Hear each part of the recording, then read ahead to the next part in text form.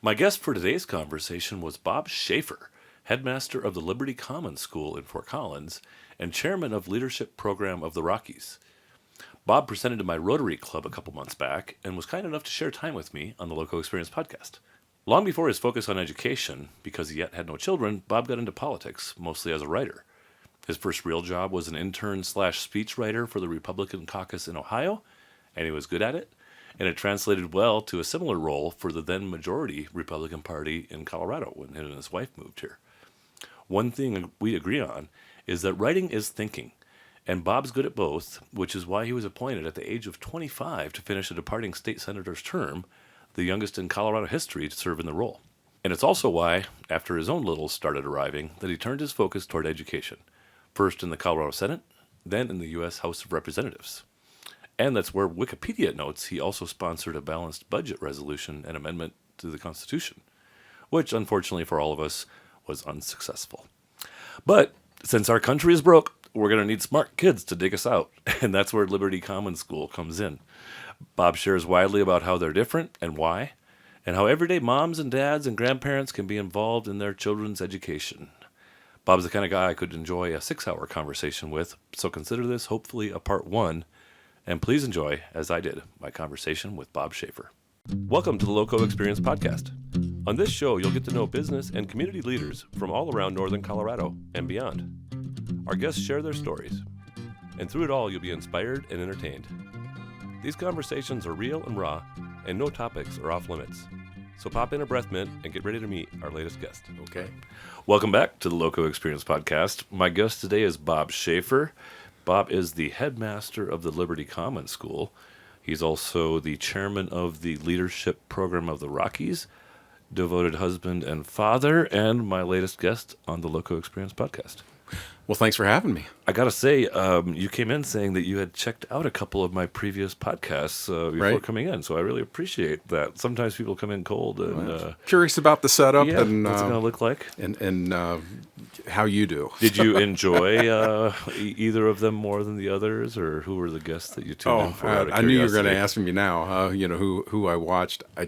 I don't recall. Nobody you knew before. Sorry about that, but I was more interested in the setup and just kind of the layout and the format. What exactly you do here? Yeah, I'd like to say in the podcast world, there's a couple of pretty famous podcasts. How I Built This is an NPR podcast where they interview big tycoons and such, and then the Joe Rogan Experience is kind of a wide-ranging comedian conversation and whatever. So I kind of hybridized that plus.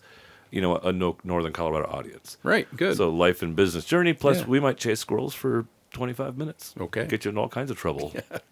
You have the board at Liberty come and be like, Bob, can't be saying those kind of things. We'll see. I doubt it.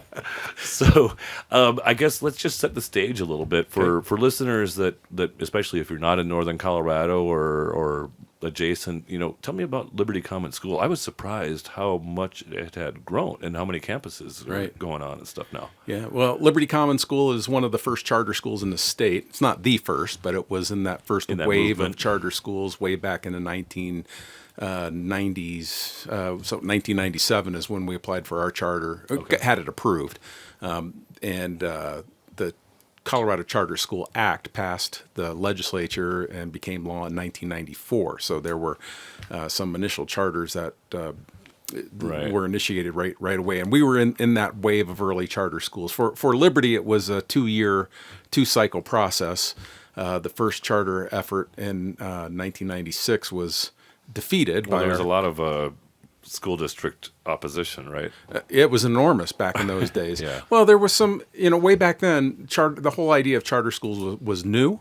I was a state senator in those days and was one of the sponsors of the Charter School Act, and Colorado was the third state in the country to adopt charter schools. Oh, is that right? Yeah, so when we proposed I did that as a legislator, but in the meantime, my wife and I were parents of 3 kids and interested in high-quality education here in northern Colorado. We live in the Poudre School District and always have.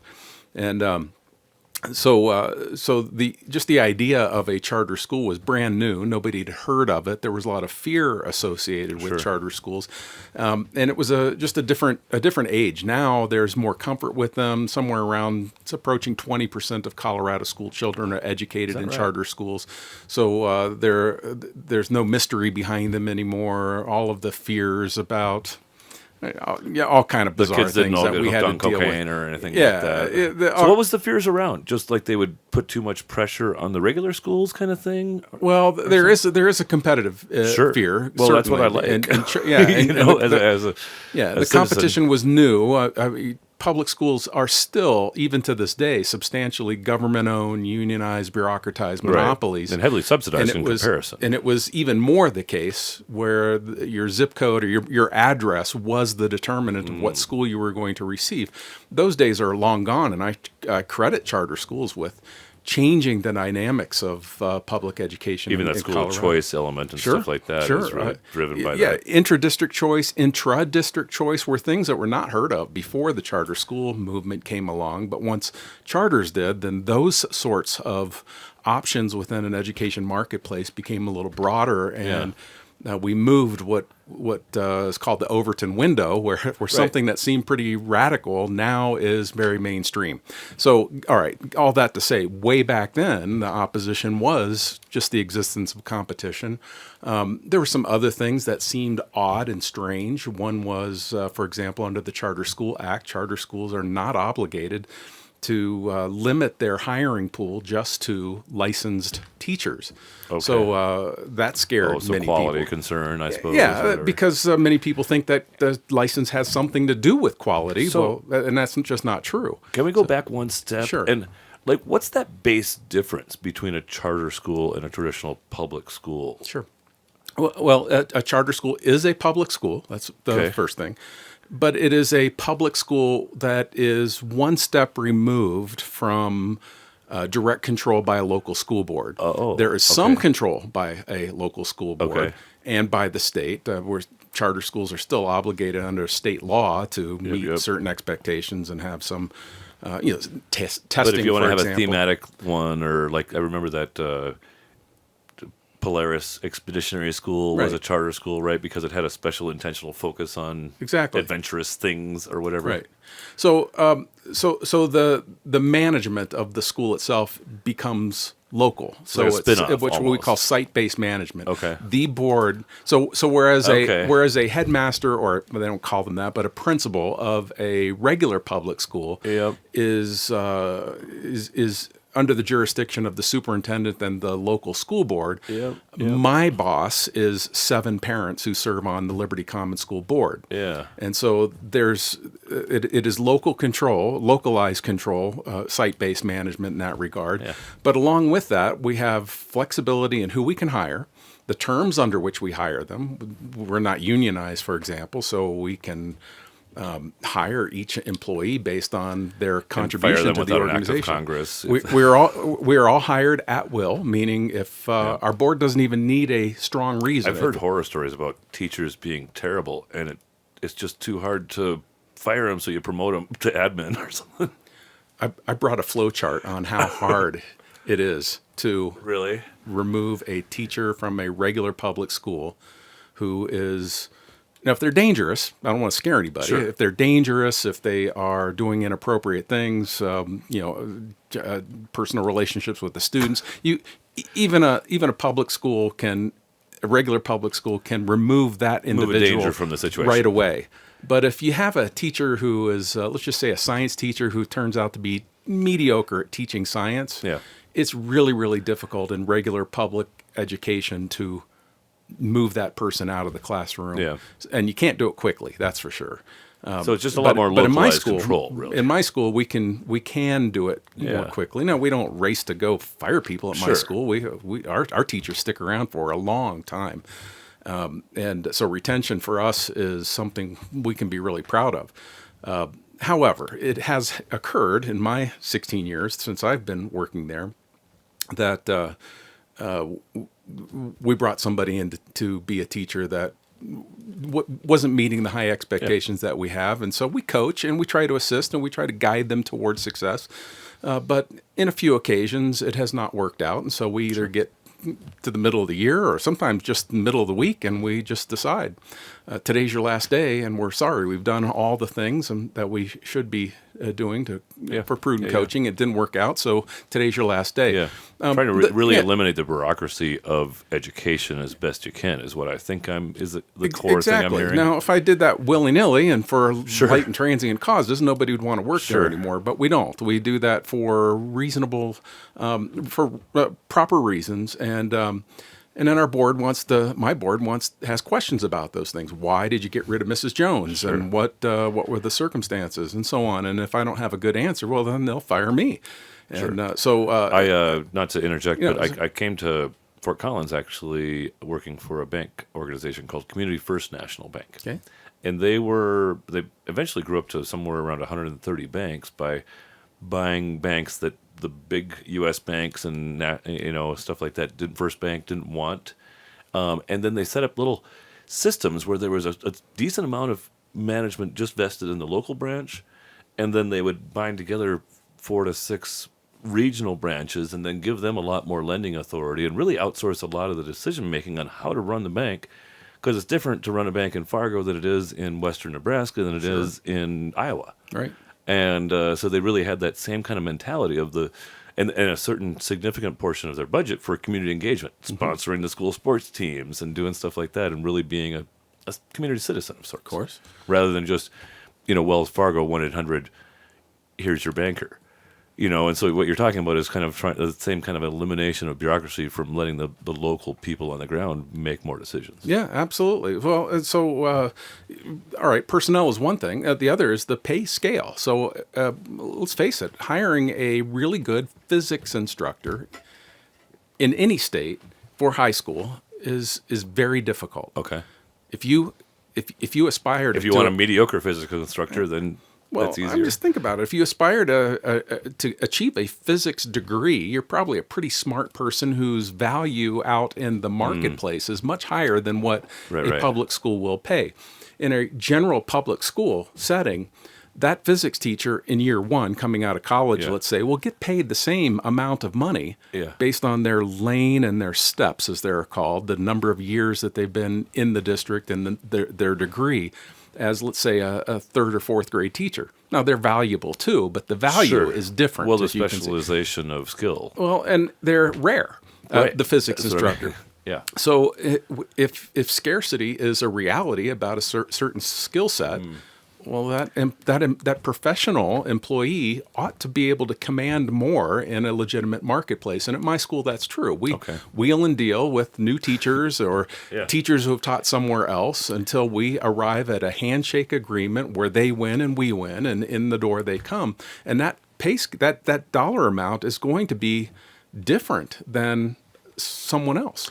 And do you have to pay less for your third and fourth grade teachers then to balance it on the overall, or there's just less administrators in your system? No, it's a K through 12 school, and so the distinction is not really a function of grade level. Now, it's true. A very good physics instructor or chemistry instructor is harder to find, and so we just depending on the experience at that point in time. I mean, look, if I got 10 applicants who want to teach high school chemistry, then I'm not going to pay top dollar. Right. I'm going to pay a lot. I'm going to pay a reasonable amount to get a very good chemistry instructor, but I'm not beholden to a marketplace of scarcity. You don't have that one unicorn you need to hire. Yeah, and so it is probably fair to say when it comes to elementary instructors, I can find more of them. Now, I want the highest quality I can find. So if in the interview process we find a teacher that has a third grade, fourth grade teacher that meets a certain set of needs that we have, whether it's leadership, whether it's special education applications, whether it is just really dialing in the curriculum that we utilize, the core knowledge sequence, we'll pay premium dollar for that instructor.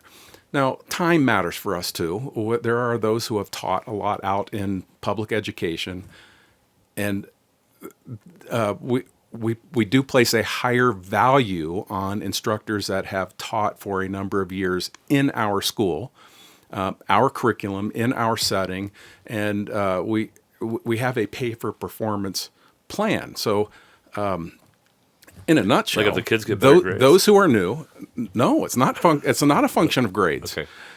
Be easy to crank the grades up a little Well, bit. that's another difference between us and regular public schools. There's a state law that requires a teacher evaluation in regular public schools to be a factor of a child's performance on state standardized scores. We think that's malpractice, frankly. And so we have other metrics that we use, and state standardized scores we look at, but we don't teach to those state standards. We teach to a different curriculum, hence another advantage of charter schools. So, all right, getting back to this, if you're in the school for a number of years and you keep adding value, that gets rewarded, and everyone in our organization knows that. So a very good teacher at Liberty Common School makes more than they would in almost any other public school setting anywhere. Newer teachers, not yet. Yeah. They know that there's a trajectory. Yeah. They know it's for real. They know they want to be there. And they're in an environment where they see sometimes it takes a year or two to prove that to a new teacher that value added is rewarded here. And then once you build that culture, I got to tell you, people get into it. They love it. They are motivated by it. They want to get their kids in that school, and they stay for a long time. How do you know how much value people are adding? Is it like creating new curricula content? Is it like just having the kids at the end of the year say Mrs. Schaffer or Mrs. Smith was the best teacher ever? Like, how do you actually gather that data? No, the opinions of the kids is interesting, and I don't want to say it's irrelevant, but it is not the essence. The of nice the lady that metrics doesn't we teach use. them anything doesn't really qualify. And so all right. So how do you know? Well, it is a moving target in a dynamic marketplace. Let's say the amount of funds we receive from the state, because we're a public school. Sure. The per pupil operating revenue changes. For example, we're receiving somewhere between 3 and 4% increase year over year in total funding. Sure. So there's some reasonable, rational constraints on what we have to work with. Yeah, your gross budget is the budget and stuff. And to the extent that everyone in the school understands that, nobody's expecting gigantic pay raises year to year. However, some are going to receive 7% pay raises, and some are going to receive maybe 1%. Right. And that's going to get redistributed. But how do you know? Okay, Like who's doing a really good job and who's not? Sure, it's an elaborate. It's a very elaborate set of data points that we collect in informal and formal evaluations. Now, I say test score. We don't predicate someone's pay or their evaluation on test scores, but we do predicate it on their ability to utilize test scores. So we have to take the state exam, the CMAS test. We take a glance at it. We don't teach to the state standards. We teach to the core knowledge curriculum, K through 8, and a college preparatory, classically oriented curriculum that continues on through high school.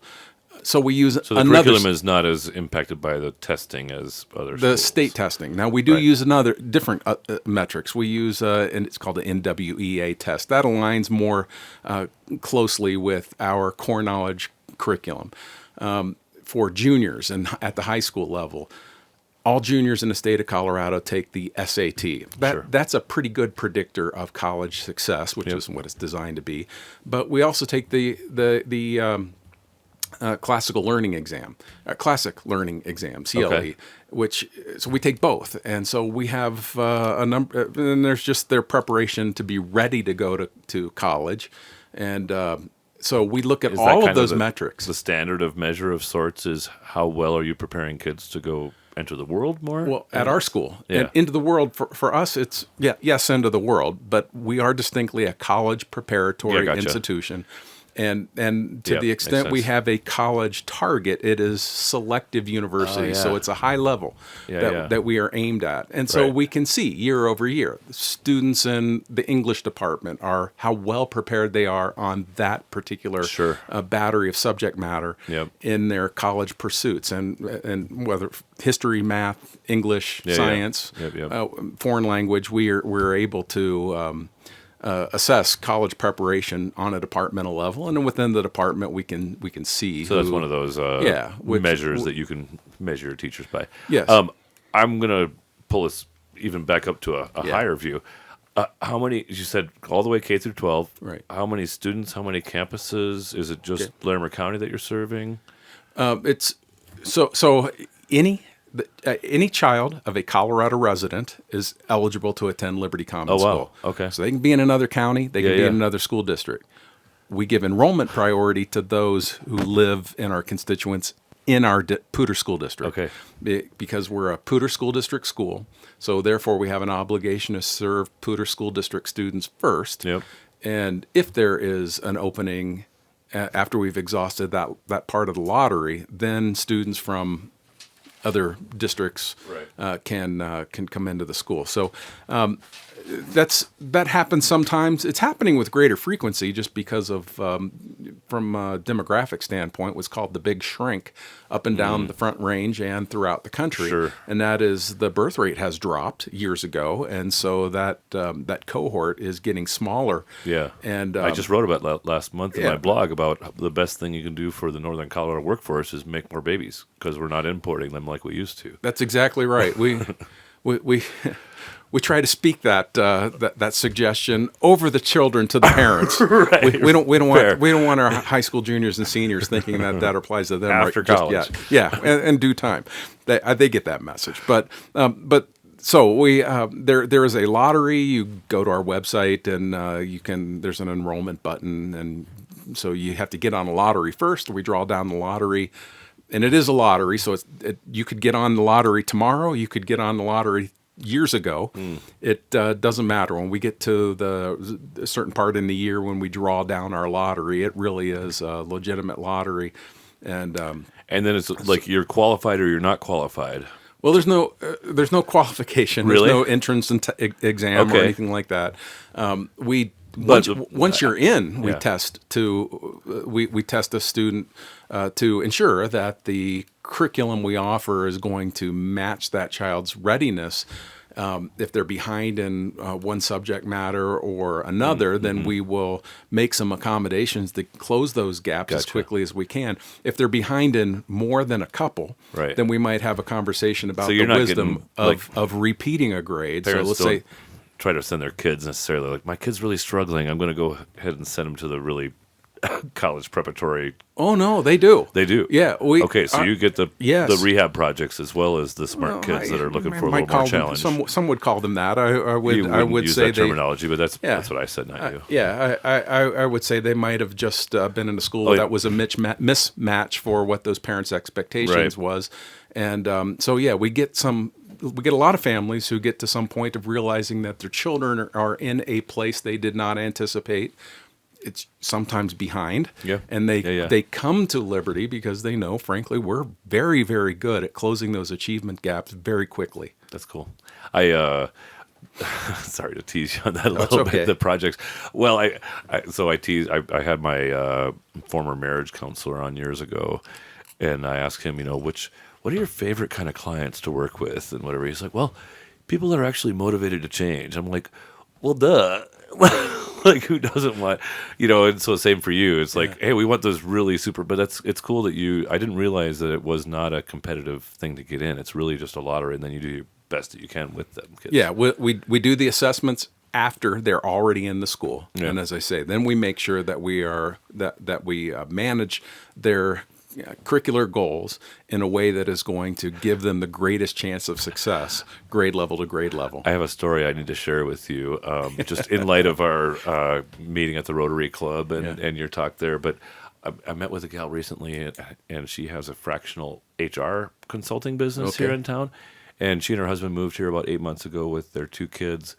And I asked her, up from Centennial. They lived in Centennial area, Denver Metro. I was like, what brought you up here anyway?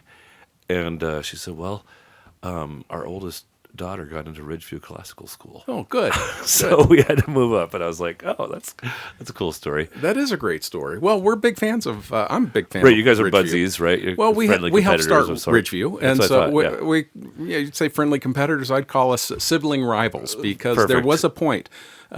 in around 2000. It was around 2000. Liberty's waiting list was just enormous and continued to grow, and many families just wanted us to make Liberty bigger. And we said, actually, what we ought to do is organize and make another school like more. Liberty, and that became Ridgeview. And what was better about Ridgeview in those days was that they added a high school, and Liberty didn't have right one from the then. start. Yeah, Liberty was only kindergarten through ninth grade up until 2010. And Ridgeview was a K-12 school. It phased into a K-12 school, but it was a K-12 design from the outset. My son's a Ridgeview grad. Oh, is that right? Yeah, and so as I say, we're sibling rivals. We're both core knowledge schools, both classically oriented. We're not identical, but we're siblings, and I'm proud of that. And so it's nice. So when you say somebody got into Ridgeview, I cheer about that. Well, it I warms was my heart. Proud of her, frankly, and her husband for making decisions like that, like, focusing a move of your whole family based on kind of this school system. And I'm sure you've heard the same stories Absolutely. of parents at Liberty Common. We have people who've chosen Colorado to get their kids into Liberty or really Ridgeview sometimes. So set the stage. So now you are K through 12. Yes. And I don't want to go through the whole life journey, but what's the current, how many campuses? So we're on 4 campuses now. Okay. We've got, we're coming up on 1,700 kids that we serve in the school. And it's expanding. We expanded 4 years ago at the elementary grades. That's where we had the biggest waiting list. Okay.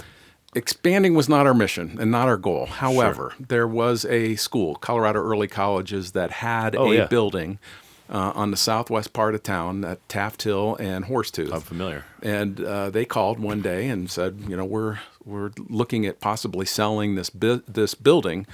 And so every project we've ever done involved converting a building into the school we needed, the physical layout. But that facility was ready-made. Already made for a school. So we knew, all right, we could serve. One, we had a lot of families on the southwest part of the city that were driving across town because we don't have a bus service. Sure. And so they were carpooling from over there, and so we could bring the school to a place that was a little more convenient for them. So that's your 4th campus there? That's the 3rd campus. 3rd, okay. But the thing that really attracted us was the neighborhood. There is one of the largest trailer parks in northern Colorado right across the street. One of the criticisms we hear unfair criticisms, is that somehow our school is only for elite families. And, there is no bus service, so you've got to be able to carpool. So there is some self-selection there, and it does preclude some families from attending the school. But moving our school across the street from a low-income center in the community was something that was attractive to us, because this curriculum that we use was intended for the inner city. That's where it was test piloted 40 years ago. Oh, is that right? And proven. And it is intended to be the great equalizer in income and race. And interesting. And so we didn't think about it very long. It took 2 votes of our board, but on the second vote, our board decided, let's go ahead and move over there. And so we did, and it's been a great success. So that resulted in, over the long term, around 500 new students that will be coming into the school. And we're most of the way along that trajectory. Did CEC close, or they just consolidated campuses? COVID changed their business model. Yeah. And so once they did...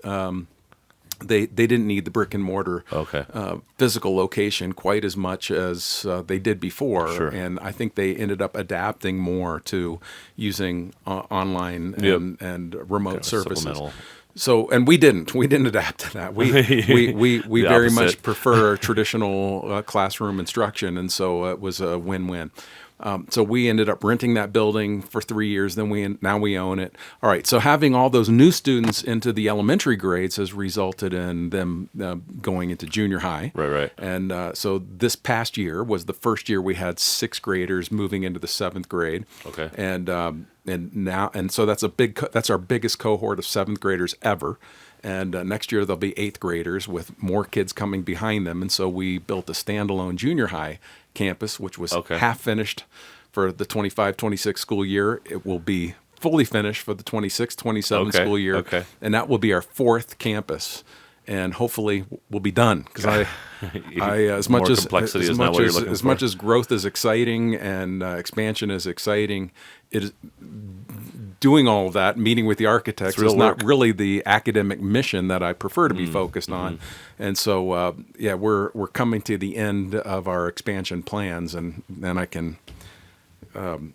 I don't want to say begin focusing, but I can isolate my focus to the most important thing, which is the academic mission of the school. And is that is this a calling for you of sorts? Was even because you said, did you sponsor the legislation that got this going? Yeah. I was my calling. Yes. Yeah, absolutely. And my calling is no different than any other parent, in my opinion. It is. We call it the universal truth of public education, and that is, it is the right and responsibility of parents to direct the education and upbringing of their children. Now, most parents should believe that they have children, they must educate them. You don't send them off to a place, much less a government bureaucracy, to educate your children for you. Well, unfortunately, I think culturally that's uncommon anymore. Well, listen, that is a root cause of cultural decay, is that many have perpetuated that unfortunate viewpoint that someone else raises your children, you just have them. That's troubling. And then they join the trans club. That will destroy the republic if parents abandon their responsibility. And maybe it is destroying the republic, but there are some places of there's some places there's some bright places of hope, and I think Liberty is one of those. Where it is the responsibility of parents to educate their children. Well, Maureen and I had twins first, and then we had another one, our boy, our twin girls. Then our boy was 18 months behind them. So we were in the education business right away. It was our calling. It was our mission. It was the thing we wanted to do more than anything else, was raise these children. And then we were blessed with 2 more children after them. And so, we were thrust into this responsibility and this enormous duty, and happily. So now it's hard. So we do hard things like that with a smile on our face and as cheerfully as we can. And when we concluded that the expectations we had were not aligned with our address at the time, and the address, remember, back in the 80s and 90s, the address determined your school. Sure. Well, when the school we wanted was not attached to our address, we joined other parents in town who had come to similar conclusions, and that is, there's got to be a better way than a government-owned, unionized, monopolized bureaucracy. And so that's when I kind of became a warrior. I happened to have already been in the state legislature. Right. And decided, all right, well, I'm here. How do I make the most of it? Not just for the Schaffer kids, but to the extent we're normal, to every other family that has high expectations for their child's education. So the charter school strategy was just one strategy among many. Yeah. And we did get that law passed, barely.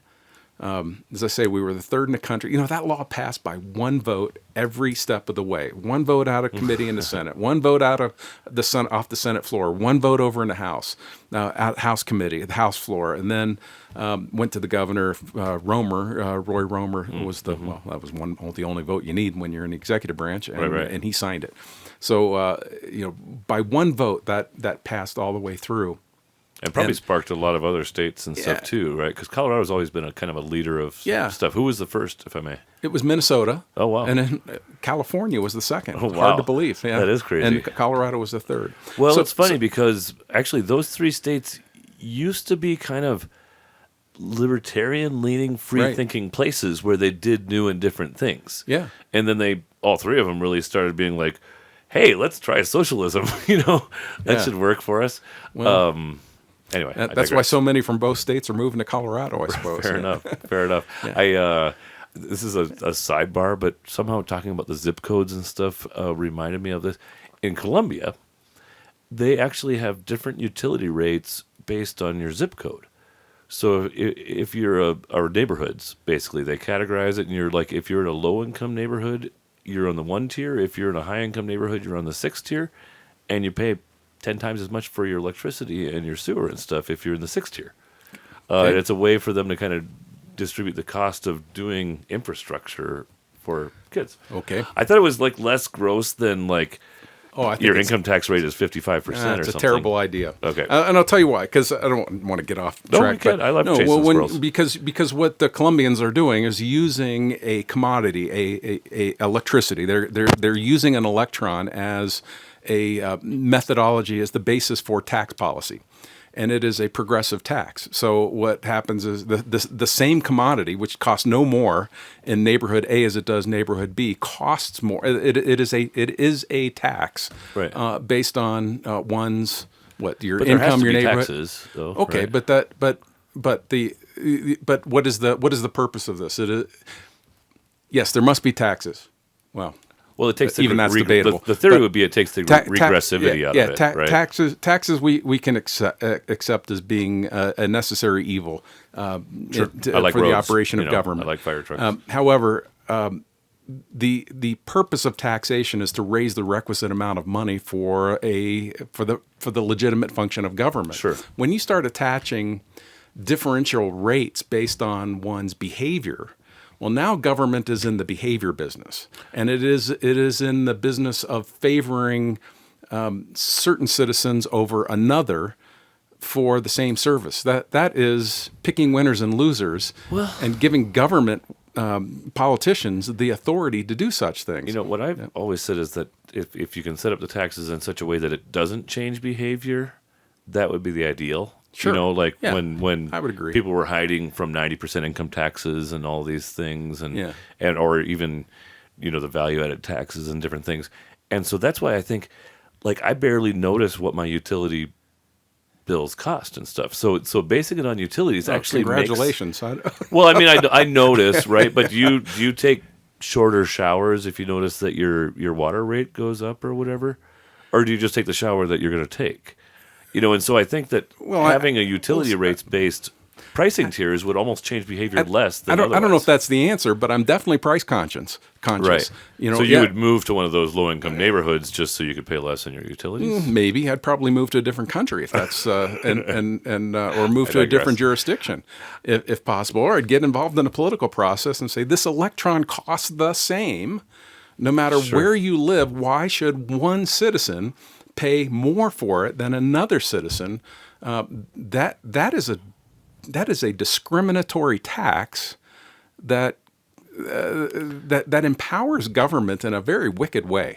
Interesting. Okay, I'm going to jump off now because we have a lot of ground to cover. But we could probably have a 2-hour conversation just on tax policy. I tend to be a little more libertarian about these things. Well, I do too. That's why I thought it was really interesting because of the fact that taxes must be raised, and trying to not change people's behavior is the target for me in some ways. Yeah. Well, I know you want to move, but as a general rule, let me just posit this. Sure. And that is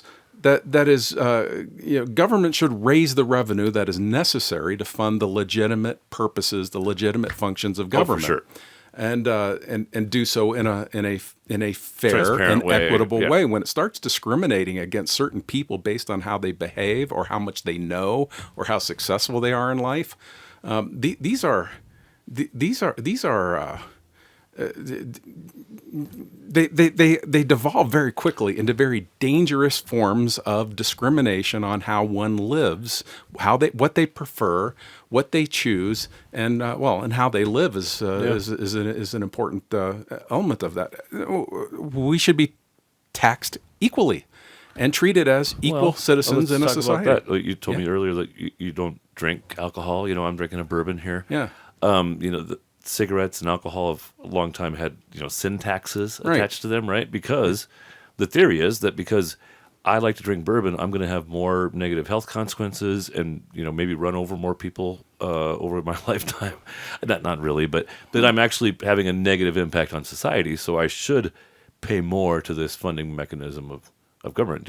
How would you fund government then, and make it do you like the fairtax.org proposals? Is that one that you would say is pretty accurate? I would take any tax that is that treats Americans on a national level, that treats Americans Differently from one another. as equals, is a step in the right direction. And whether that's a sales tax or a flatter income tax, I don't like the idea of both. Pick one lane or the other. Right. So when I served in the U.S. House of Representatives, I was a pretty strong advocate for a flat income tax and a flatter income tax. And an income tax, there's no such thing as a good tax. Sure. Well, and to have the government do less is ultimately the goal. Kind of shrink the monster. So there's anyway. Look, governments have. Well, how about schools? My wife and I don't have any children. Right.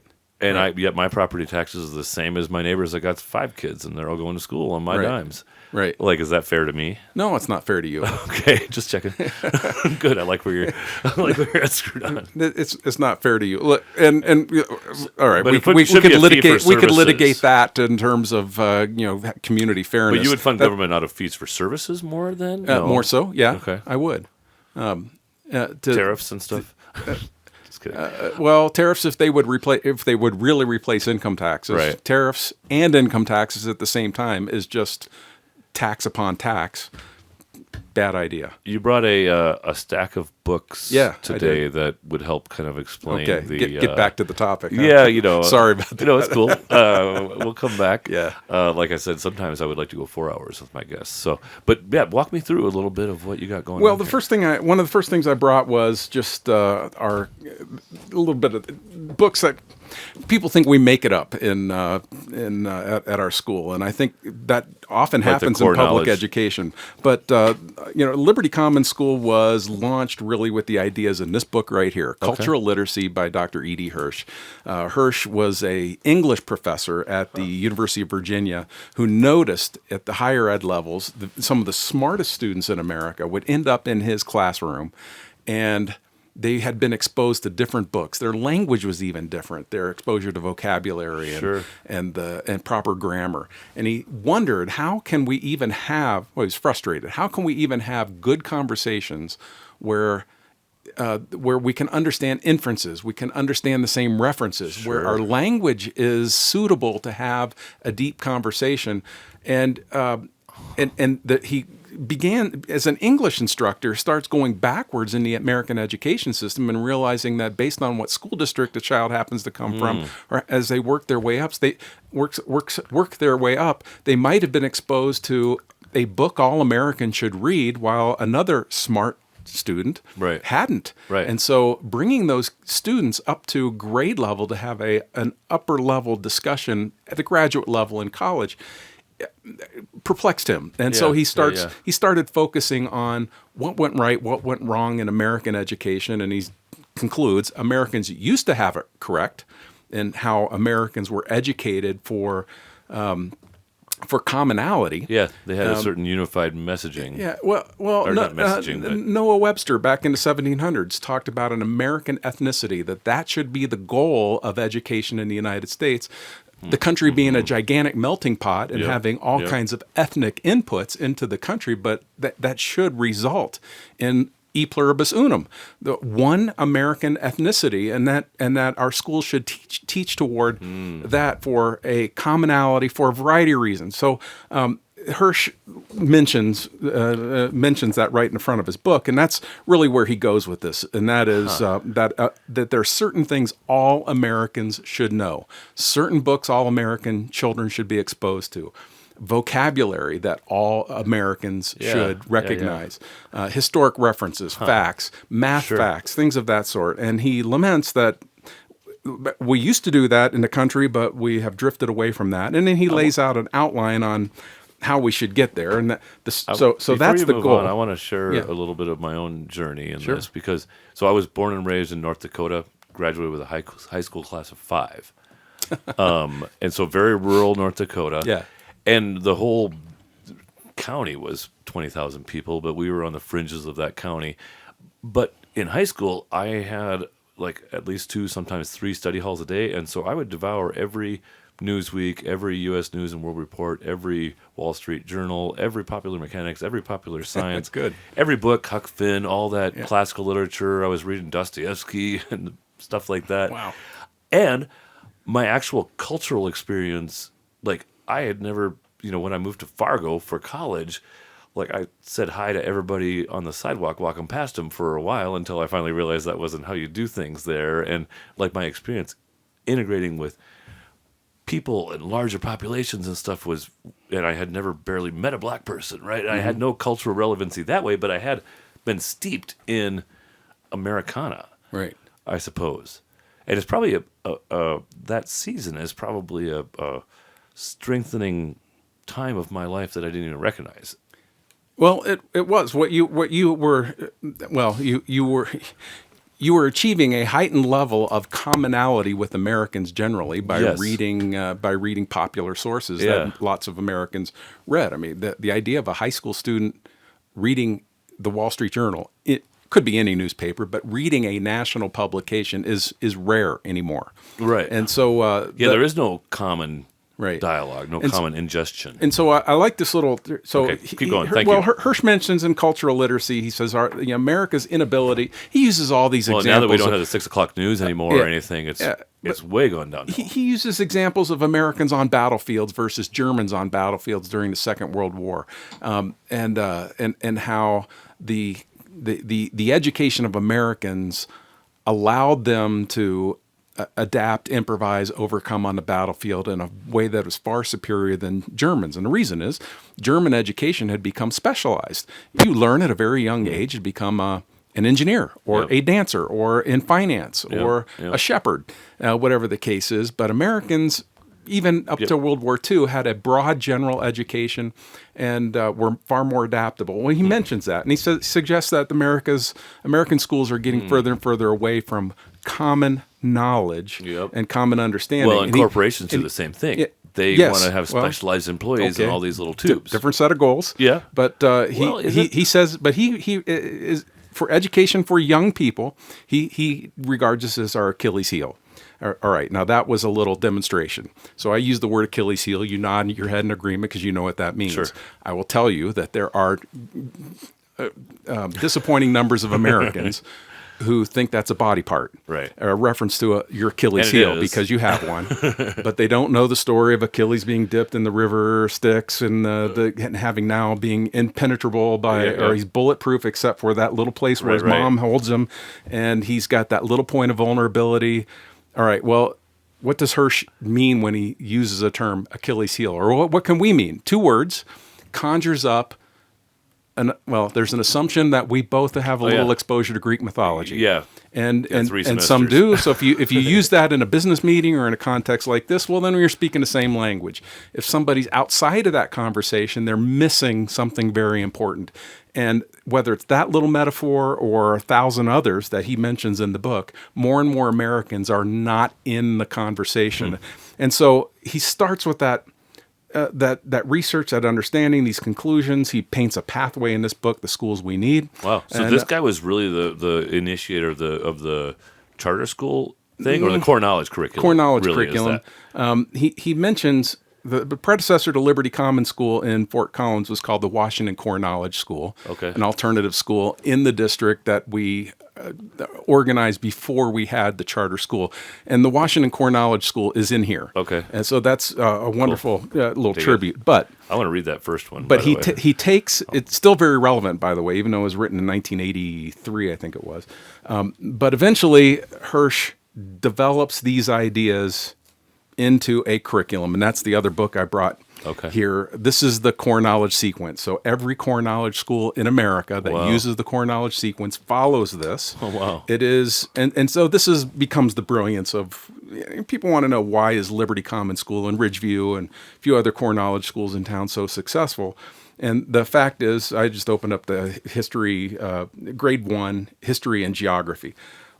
Every student in a core knowledge school is going to be following this sequence anywhere in the country. That's what I wanted to ask you about. It says sequence on there. That's a big prominent word. So it stacks one on top of the other. I think of math that way, but maybe not in phonics maybe that way, but not as much history and stuff. Stacked one upon the other, and not only, so I pointed to first grade. So here's how you can see this coming together. Every kindergarten teacher is responsible for knowing what's in the first grade in history and geography and helping their students be prepared to start on day one with the background knowledge. And that background knowledge is all here. The first grade instructors, as they're teaching this, are expected to know when these topics are going to come back in the third or maybe sixth grade or maybe in high school, so that they might learn about kings and queens in kindergarten, but eventually they're going to be in a deep discussion about European monarchs and monarchies, different time periods. What are peasants and... But none of that in high school makes an awful lot of sense unless you get the rudiments of it at a very elemental, age-appropriate level in the kindergarten or first grade. And so all of these topics are laid out in a very well-researched, proven way, so that it is what you say. It's knowledge stacked upon knowledge that magnifies its power and its impact in a way that is it's just a multiplier effect. Consider this, and this is the lesson I learned when Maureen and I started considering our neighborhood school, and that is we had twins. So twin A and twin B, Jenny and Emily, were in kindergarten in the same school. They had different teachers, and each teacher taught something different. Now, they were both learning, but they were learning differently. And so the question comes up, well, what happens when these students who are learning get into the first grade? And that first grade teacher has some kids who came from that classroom, other kids who came from the other classroom. This is not just a phenomenon in Fort Collins. This is an American phenomenon that had occurred by the 1980s and early 1990s, where, no kidding, students would spend a month or two, or teachers would spend a month or two in every grade level just getting their students up to grade level so they could begin teaching.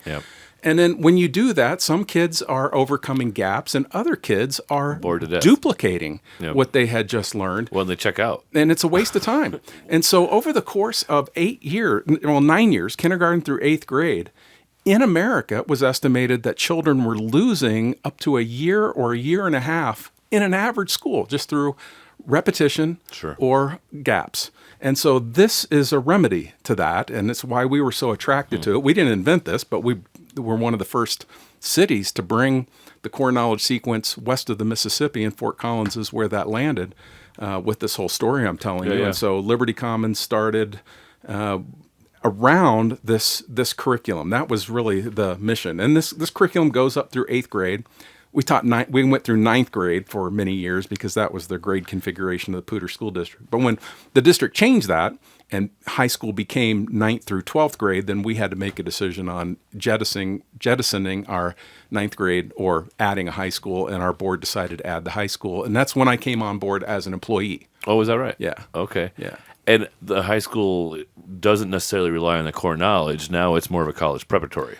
Well, but except it's in the same school. So we built our high school curriculum on the to continue the trajectory, the spiral staircase up to the top. And as it turns out, so our history department chair, for example, is a high school teacher, but that department chair is responsible for sequencing our history curriculum all the way back to kindergarten, and the conversations among faculty in our school is K through 12, all at the same table, going through lesson plans together, so that 4th grade teacher knows when they are, let's say 6th grade teacher, when they're teaching about the French Revolution, they know where that lesson where those kids need to be, what they need to be prepared for by the time they get into the 10th grade. Yeah, dig it.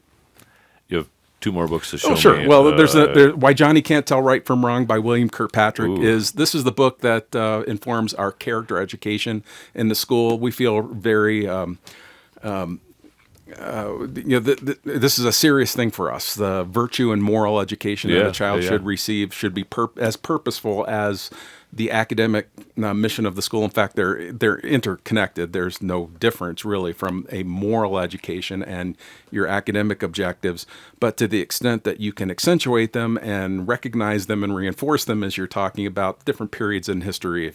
And when you're discussing, for example, the Nazi Party in the 1930s in Germany, there are great moral lessons and virtue lessons about individuals and as a nation that you can derive from that. So we want our teachers instructing on these time periods and their meaning in our complete understanding of Western civilization, but we also don't want our students to miss an opportunity to think through, what would I have done? How would I have reacted? Who reacted in a heroic way? Who reacted in a cowardly way through history? And so that's part of what this book is about. And again, to the extent that we want commonality in what Americans know, we want commonality in our understanding of what is right and wrong. Sure. That there are cardinal virtues: prudence, temperance, justice, fortitude. Everybody needs those. Right. Sorry, that's just a feature, not a bug. No. Actually, we better take a pause. I broke it. Yep. Wiggle that. Yep. There we go. Better. Should have been an engineer. I could fix Octopus. it too. Yeah. We'll clean that up. Okay. On the backside. And what was I going to say? Oh, actually, I was thinking about current events recently and just the duality of the response to the SpaceX IPO. Mm-hmm. You know, some people are like, oh my God, trillionaires should not exist. We need to tax this guy into oblivion and pay off 1/60th of the national debt. And other people are like, sweet, he created, Elon Musk, I'm referring to, obviously, created 4,000 millionaires and 100 millionaires through building this company that added so much value to the world that they kicked NASA's ass and nobody bothers shipping stuff with them anymore. Well, you can, if you consider, I mean, that's the politics of envy or an understanding of economics versus, that is driven by one's envy or maybe even greed. Bill Gates, for example, left industry, and so he was villainized while he was in industry making his billions, and then he leaves and starts some nonprofits, and for some reason he's all of a sudden ready to be, people want to canonize him. The nonprofits are mostly just a way for him to maybe avoid persecution. Maybe, but he gives a lot of money away, right? Right. And so, but the reality is, let's not turn him into a hero, though. Well, There's a lot of people. But the reality is, whether it's Bill Gates or whether it is Elon Musk, these thinkers, these innovators, these organizers of thought and ingenuity and creativity and capitalism, they create more wealth for individuals across the board than any philanthropist does by using the income that they have derived Which is and what giving Warren it away. Buffett said really It's exactly throughout right. his last 30 years. He's like, some people criticize me because I'm not super philanthropic along the way, but I think I can get better returns and make more of a difference when I'm gone and leave the world a better place then. Well, in a way. Listen, more people engage in industries that didn't exist before, that are employed in industries that were designed or thought of or capitalized by people like Elon Musk. Yeah. Sure, maybe they don't identify with them. They don't have yachts. They don't have vacation homes or whatever he has. I don't know. They don't have billions, if not the first trillionaire. Right. They maybe people don't identify with that because they don't know what that amount of wealth is, but the impact of that in society is a capitalist force multiplier that creates more good. It is far more moral and virtuous than is taking from some and giving to the using government to take from some to give to others and redistributing others' wealth. It is the fairest system of economic system ever devised in human history. And so, criticizing people because they are successful, because they've invented or envisioned something that you didn't, that's not somebody worthy of criticism. That's somebody worthy of admiration and replication if you can do it. For sure.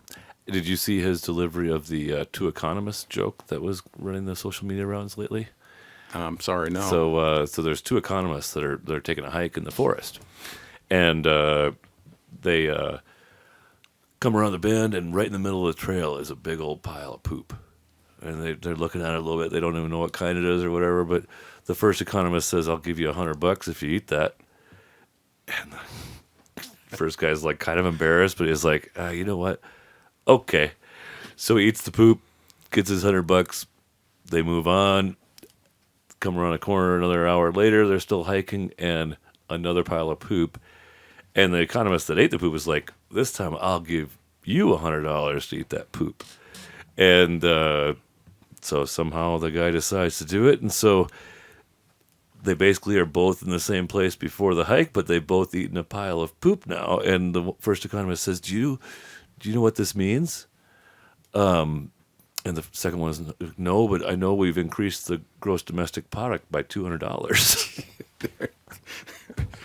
And nobody's got any more money. There's just two guys that have eaten poop. So like what I was thinking about is like a lot of the uber wealthy, that especially that inherited their money and whatever, like their money is literally in houses all across the world, in Vail and Avon and Telluride or Maui, buying up the formerly burned up lots, investing in that. And it just sits there. It doesn't create any jobs.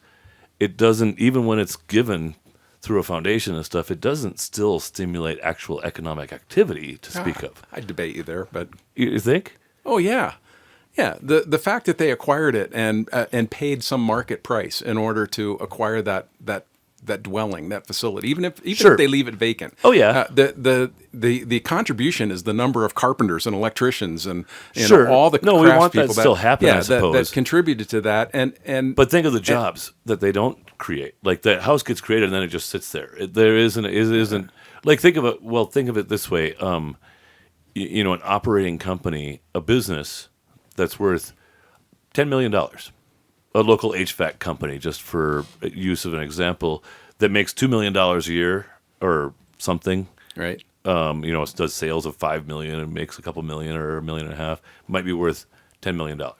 But it's probably got 100 jobs on the payroll.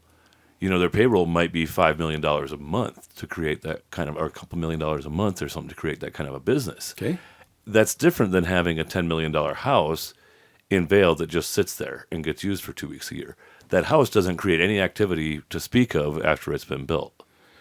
But it is infrastructure. It is property tax paying. So I guess we do want to build things. But it still has a use value. It still has a market value. I'm just saying there's a difference in net worth. It pushes outward the value of improved land all around as well. Would it be as beneficial? You still need. Okay, yeah, all right. Well, yeah, we could. You would be correct. I think that I would agree with you that there's going to be a variable. If Elon shut down Tesla and SpaceX, and productivity and with laid those off all capital those improvements. people, Yeah, he laid off all those people, Yeah. and just invested his $1 trillion in real estate around the world. right. That would be so much less of a benefit to society and humanity. Where real estate appreciates in value is not much different than investing it in the stock market or somewhere else. Many people invest in real estate as an investment to grow their income. Sure. Along the way, you still need maintenance people to go out there and mow the lawn. You still need pipes still going to break. You're still going to need to keep the electricity flowing just to keep it warm in the wintertime. There's all kinds of Either way, it's better than giving it to the government. You could, so yes, you're right. wisely. You're right. One could create more value out of that improvement, but one is still creating value just by owning it, even if they hold it. And it's far better, by the way, than if government buys that unused land Sure. and puts it on the government rolls. Because Yeah, I thought there was some pressure on the worst landlord in America is the United States government. in Utah. They're trying to make it less than 70% federally owned land at some point in time, which I know. God bless them. Yep. It should be. Why should that ever have been the case? Anyway, I digress. You got two more books. And the other two. So this is we've got one of these books for every grade, K through 8. This is what every sixth grader should know, or what your sixth grader should know. That's kind of lined up with that sequence there. So this is the guide that our teachers are using in the classroom, and that I, as an administrator, am making sure we're aligned to and sticking to it. So that's the guidebook, the roadmap, at a sophisticated level. But for parents, this is what they have available to them. Cool. So when your student look, here's just a truism. you bring any sixth grade boy or girl comes home from school, and there they are at the dinner table, and you say, "Hey, Johnny, what did you learn today in the sixth grade?" They all have the same answer, and the answer is nothing. Right. They don't want to talk about this Stupid. at home. They've just spent their whole day doing brain dumps and listening and taking their notes and maybe some tests. And they come home. Last thing they want to do at dinner is talk to mom and dad about what they learned. But this is how our parents can deepen their engagement in a child's education, because they've got the curriculum maps at home and they can just open it up. I just open it here. Now, this must be a history and geography section. Well, you must have learned about the reform movement, Johnny. You must have learned about farmers and populism. Tell me about Williams Jennings Bryan. Tell me about the progressive era. Tell me about socialism in America. Yeah. And tell me about Jane Addams. Tell me about Theodore Roosevelt. Tell me about reform for African Americans. On and on. And I'm just hitting the headlines here, but you can see the detail that are in here.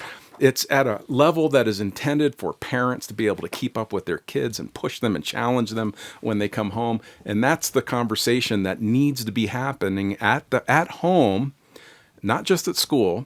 But when we say it is the right and responsibility of parents to direct the education and upbringing of their children, well, they don't need to be history experts.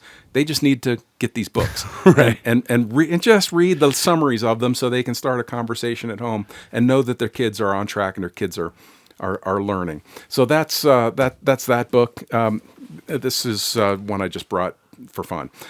Every year, all the employees at my school read a book together. And this is a autobiography. Obscure one. This is called The Narrative of a Revolutionary Soldier. It's written by Joseph Plum Martin. Huh. He was a grunt private in the Revolutionary War. But he kept a wrote great his journal. memoirs. What's that? But he kept a great journal. He did, and it's written in a kind of colloquial New England language, which is fun. But this guy lived a harrowing life. It's amazing he lived through the Revolutionary War.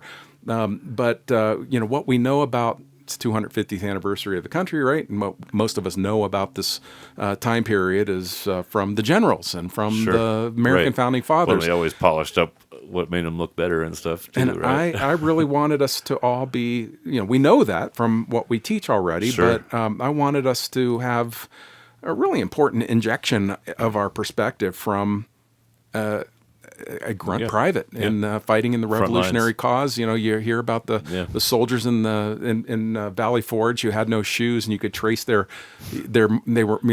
you could see where they had been based on the blood in the snow from having no shoes. This was one of those guys. Frozen bloody feet. And, he tells that story, and so. We're all reading it together. I take it everywhere I go just because it's an easy book to acquire. Everyone should read this. Read it along with us. You can even come to the school and sit in on our faculty discussions. What's that again? Which we have. Memoir? It's called A Narrative of a Revolutionary Soldier. I guess about 100 years ago, this book was called The Memoirs of Private Yankee Doodle. Oh, interesting. And oh, really? That's where the Yankee Doodle song came from? Well, no. The term Yankees and was what they called themselves and was around well before that. That's just a New Englander. But I've learned over time that for better or worse, the education that I received back in North Dakota and maybe my whole region up there uses a lot of old English, like English American, right? Like American or English rather than American English. Like when Google corrects me, it's because I've spelt questionnaire with two N's or things like that are somehow I'm unclear on why my little segment of North Dakota seemed to have taught me more like obscure English than American English. Well, there are pockets of that throughout the country, the Appalachians and so on. A lot of people just depending on, certainly all the colonials would have spoken the Queen's English, and spelled things the way in that. Well, we have a New England, North Dakota that's not too far from us and stuff. So I'm guessing there was kind of concentrations of English settlers back in the day. That it could have been depending on the whatnot. time or what the national goals were to send people on the backs of or on trains probably to get out to North Dakota to settle the Great Frontier. Yeah. So they could have come from certain villages or towns or places over in England. You never know. You've got two more things you can show me quick before we take a break. Well, bound by law. Yeah, the other is when I mentioned that how long it takes. I'll just share this one. How you mentioned right at the beginning of the show how difficult it is to remove just a mediocre teacher from the classroom. Right. And this is a graphic flow chart in Colorado of the steps you have to go through. I don't know if you're going to get this. You won't be able to read it. No, folks, you won't. You won't. But you can see all of the steps that it takes for. And again, the example I use is imagine a science teacher who's just not that great at teaching science. Yep. They're not dangerous. Yeah, they're not diddling anybody or anything like that.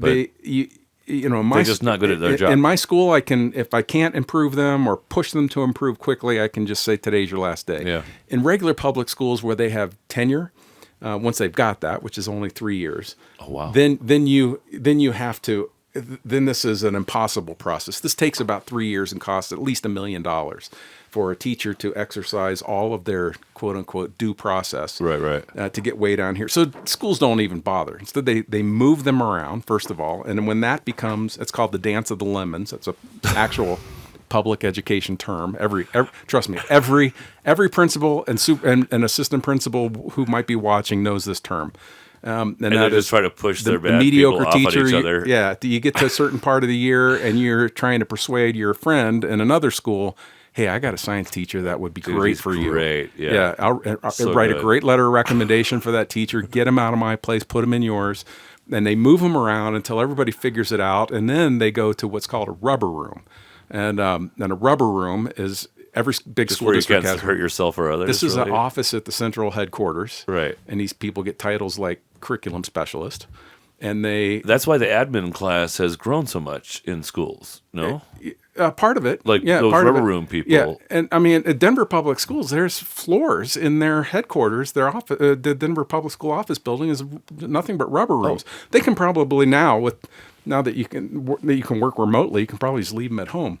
But it's cheaper to keep them on the payroll till they retire than it is to go through that process I just showed you and fire them. So school district, the cheaper thing to do. This is so maddening. Just pay them $75,000 a year to pay them and just don't make the kids any dumber, please. Have them review somebody's curriculum books, or maybe some board member has a question. What are they doing over there at Liberty? I got somebody who can do that research. And the person who does that is a specialist. Who nobody wants to put around a teacher around children anymore. So people out there listening, if your neighbor has a title like education specialist or curriculum specialist or something, I always hesitate. I don't hesitate. Let me qualify that especially for this. There might be actually some qualified. Well, because some of these people, that is a legitimate title, right? And there are one out of 4 curriculum specialists is actually a useful person. That's probably generous, but there are some people with the curriculum specialist title, who really are doing important work.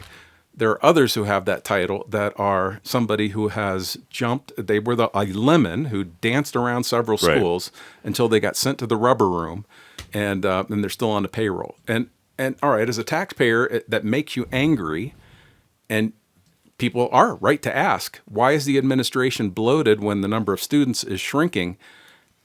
It's a harsh reality. And trust me, there's going to be some administrator listening thinking, thank you for explaining this, Schaffer. It is cheaper to the taxpayer, given all the laws and all the union contracts and provisions, everything, all those bubbles I showed you. Each one of those steps costs $50,000. Case law as well as legislate. It is cheaper to pay somebody $80,000, $90,000 a year to do nothing than it is to actually try to remove them. So it'll cost you far more to go through all these steps. Headaches go along with it. It's maddening, and that's just it's hard to say it's any one person's fault. Sure. It's the way an enormous bureaucracy has grown over the 150 years that Colorado has been a state. Yeah, I mean, I think of it. You know what Virginia creeper is? Yeah, the plant, the vine. Yeah, the plant, the vine. Yeah. Like, it just kind of grows on everything if you let it. Right. And I think of the admin and bureaucracy and in government, in school systems, in a lot of not-for-profit organizations even, frankly. Mm-hmm. And it's just it's not the Virginia creeper's fault that it just grows wherever you allow it to grow. Yeah. It just does. And some people will say, well, it's not fair that the charter schools don't have to deal with all these inefficient laws. And we do. And it isn't fair. But what we know through 150 it's not years fair that Americans have to deal with it. Well, Colorado's 150 years old this year. And what we know from the history of our state is that the state will not fix this. The remedy is charter schools. I get it. It's not fair. But you know what? There are laws on the books that allow all school districts in Colorado to move in the direction of freedom that charter schools represent. And if we happen to have any in northern Colorado that are truly interested in that, I will help. And I will help in a valuable way, along with an army of people that think would be a good idea. I dig it. I'm going to call a short break. We're going to come back and talk about you actually had a political career, and you have family and some grand adventures, I'm sure. Sure, yeah. So we'll be back in a few. Okay. This episode is sponsored by LoCo Think Tank. LoCo Think Tank provides peer collaboration for business owners. We build smart, safe places to help business leaders navigate every stage of the business journey, and we love what we do and who we do it with. Our model features give-back-minded business veterans in the role of LoCo facilitators, and we're always looking for abundance-minded individuals to add to our membership, facilitator team, LoCo community, or to feature on this podcast. Listeners of this podcast who go on to become members of LoCo Think Tank get their 6th month of membership for free. Just mention the LoCo Experience podcast on your application.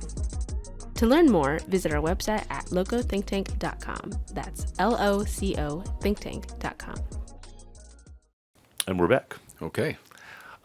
So we've talked a lot about really the mission and how the mechanics of the school works and stuff like that. But Right.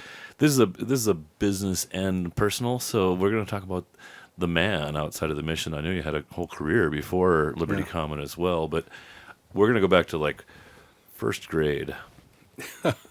First grade? Yeah, first grade. We time machine. If we popped out in little Bob's first grade graduation day, what would we have found? Oh, well, I grew up in rural Ohio, north of Cincinnati, out in farm country. Okay.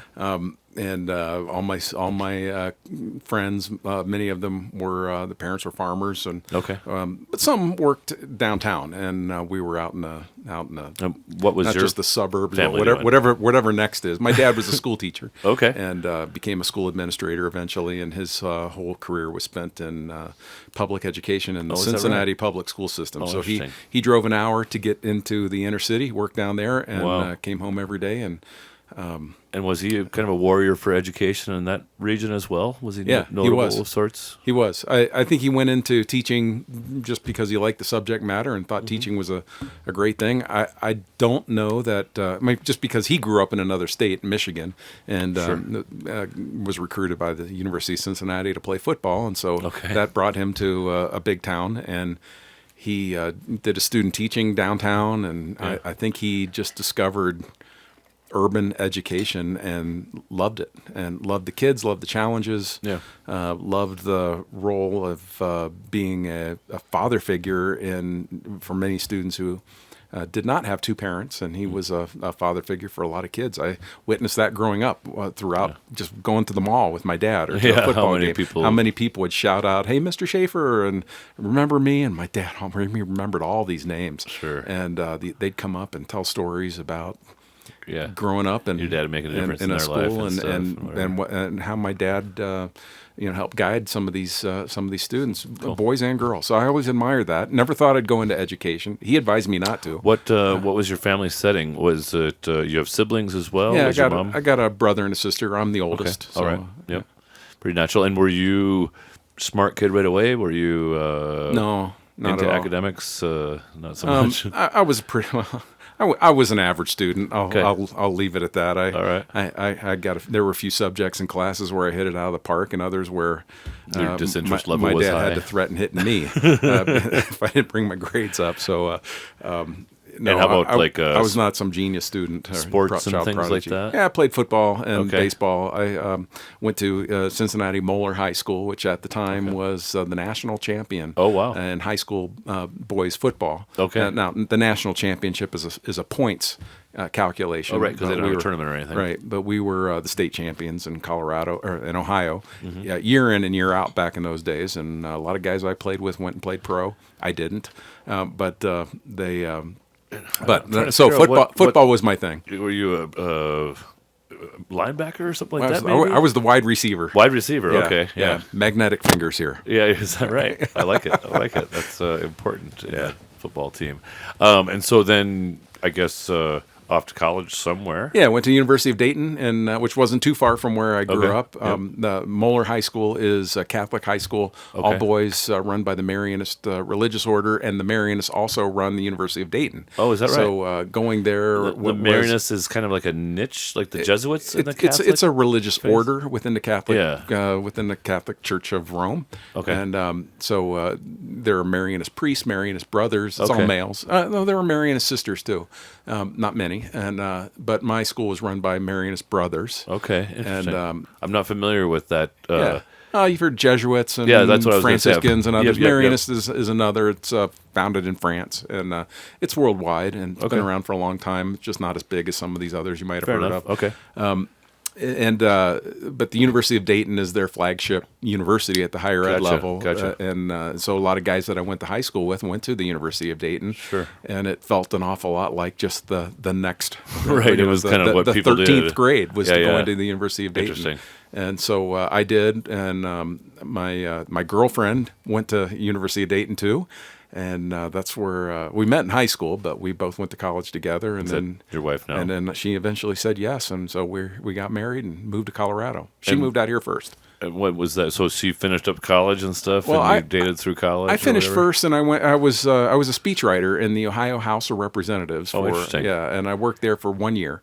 And with a political science degree, or what? Yeah, political science degree, Okay. and a lot of it's interesting. It's political science, but I was focused on in my coursework on city management and city planning. okay. I thought that's what I wanted. You could have to been do. our Darren Atterbury here. Yeah, and I did an internship with the city of Dayton, and worked on those kinds of projects for my boss. But the main thing was he had lots of reports to prepare, and I helped him with those. And it was the writing. I took a lot of English courses. The University of Dayton taught me well, and my high Yeah, school yeah. did also. And it was the writing that got the attention of the city council, of my boss, and then that I ended up parlaying that into the speechwriter position in Columbus. And so I kind of left behind the thing I thought I wanted to do to end up writing for others who might have been brilliant at public policy, but they were right. not smart enough to describe what it was they were doing. So I didn't put words in anybody's mouth, but I put better words in And, their mouth than they like, were able to do on their own. Was that a job, or were Yeah. you like a freelancer No, then? I did that. No, there was a program that they had. It was a 1 year, one year fellowship kind of thing, and so Like a party affiliated kind of thing? yeah, I worked for the House Republicans. Yeah, yeah. And so I did that there. I didn't know that kind of thing existed, but that makes sense. Well, it doesn't. Totally. That does not exist in Colorado, but Yeah. it did there. That program still exists today.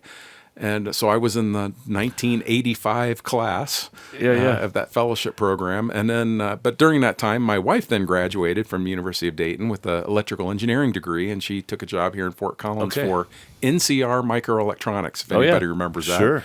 And, Actually, that is Paul Knight. Wasn't that Paul Knight's business?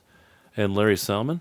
don't remember those names. A couple of guys from my Rotary Club, or the NCR actually bought their business, was their exit. They built something that was kind of in that space way back in the Could day. be. Anyway, It was Symbios Logic, and then Yep. AT&T bought them, and then that building is now, Broadcom bought. or he came acquired out them. of that before he started his own company. Yeah, that with could be. Larry, And I now think. it's the company there, the It was building like at National Cash Madwire's Register in there now. originally, Well, right? National Cash Register it made Dayton, that Ohio. was yeah. Yeah, But that was the company too, right? yeah. Like that's what NCR was. That's right. It related was to? a microelectronics division, and so yeah. they made computer chips here and Yeah. microelectronics processors. So that's how you here. landed. And so she came out here and took that job, and then when we got engaged shortly after, here was the question: somebody's got to quit their job and move if we really wanted to get married and live together. Right. And I did, and so that was either move to Columbus, Ohio, or move to Fort Collins, Colorado. And if anybody's been to both, that's not a hard decision. Yeah, I Fort have some Collins friends was the from place to go. Columbus, for sure. So we moved here and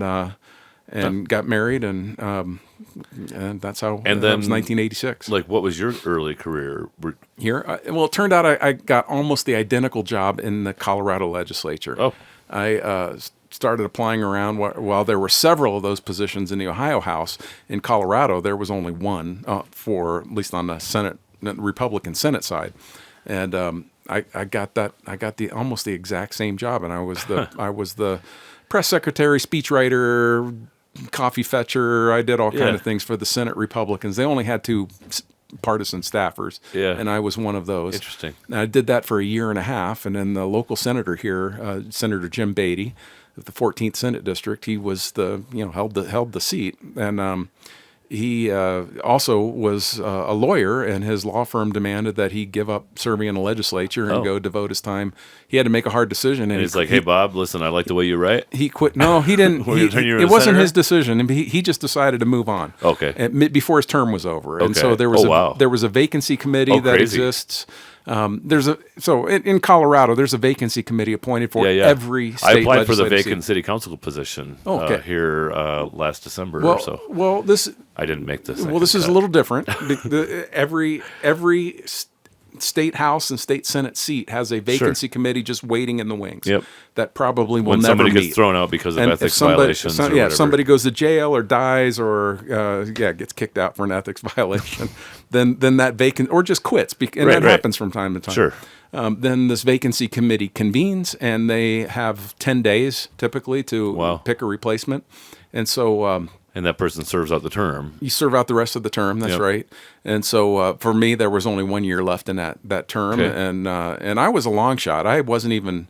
There were a lot of people who put in for that position. Well, you're relatively new in town, and comparatively. Were pillars of the community and names that everybody had heard of. And then, in fact, there was a newspaper called the Triangle Review. Are you been around long enough to remember that? Okay, the Triangle Review was a weekly paper, and it did a profile on all the candidates. There were about 15 of us, and it had a picture and a couple paragraphs about everybody, and then way down at the bottom it said, and Bob Schaffer, 25. That's how old I was. And no picture, no profile, nothing. And so the vacancy committee met, and you can imagine how upset a lot of people were when that guy down there at the bottom wins. How did that happen? It's the center. It was we could do a whole show on that. Everybody else probably. had enemies or something? No, these were good people. I was kind of shocked myself because I was told I wasn't going to get appointed, that somebody else had their votes lined up.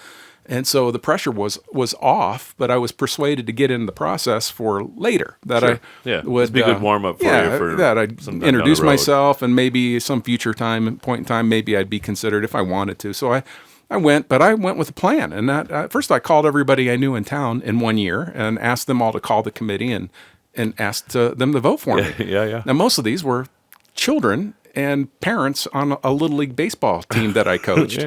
So the shortstop called, the first baseman called, and their parents called and said Bob Schaffer should be the senator.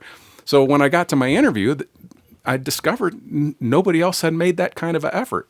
And then I went with talking points, and I remember I had 3 little slides written on paper back then, because that's we didn't have PowerPoint in those days. Sure. So the first one was a number 25. I held it up, and I said, the average age of a Fort Collins resident is 25. I'm 25. Next one was a stick figures. It was a man, woman, 2 kids. Said the Census Bureau says this is the profile of an average Fort Collins family. Well, that's me, Maureen, my twin girls.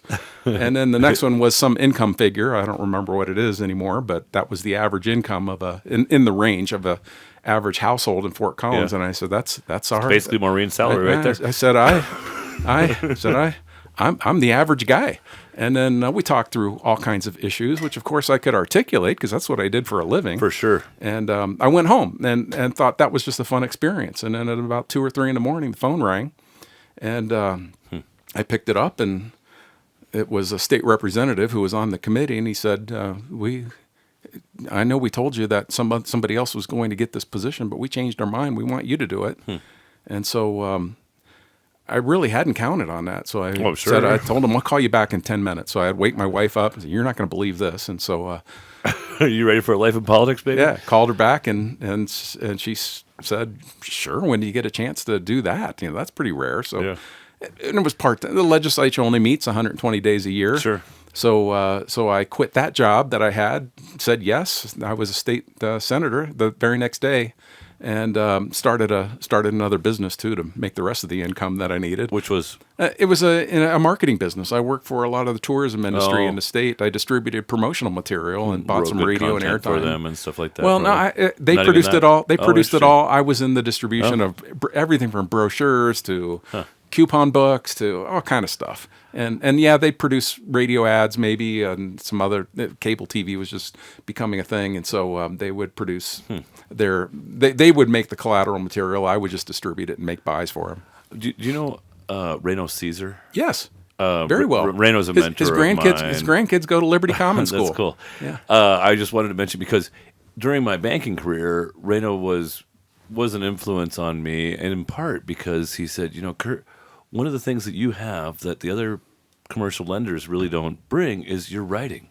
Your writing is so excellent. I can understand exactly what it is, and writing is thinking. Yeah. And I can tell you think about a lot of things. And so anyway, he changed my perspective on my own self. That is such good advice. I give that same advice all the time, and I'm not surprised to hear that from Reno. But people ask all the time, what should they, how to get into one industry or another. I don't care whether you're an accountant or an engineer or in finance or medicine.